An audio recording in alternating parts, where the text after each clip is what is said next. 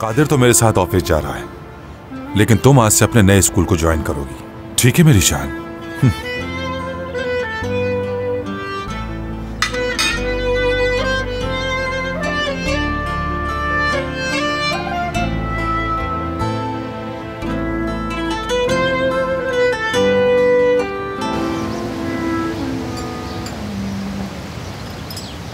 अरे बेटा, इस तरह करने से बेहतर है तुम इसको खा लो। क्या हम इस मौजू को ख़त्म कर सकते हैं माजदा साहिबा? क्योंकि आपके कहने पर उसका जो दिल करता है वो खाती है, लेकिन अब उसे ख्याल रखना होगा। उसका वज़न बढ़ रहा है, उसे ख्याल रखना होगा। मेरी बेटी को तंग मत करो, उसका जो दिल चाहेगा वो खाएगी। ये सब्जियां और डाइट फूड तुम और तुम्हारा बेटा ही खाओ। मॉम बिल्कुल ठीक कह रही हैं दादी, मुझे एहतियात करनी चाहिए।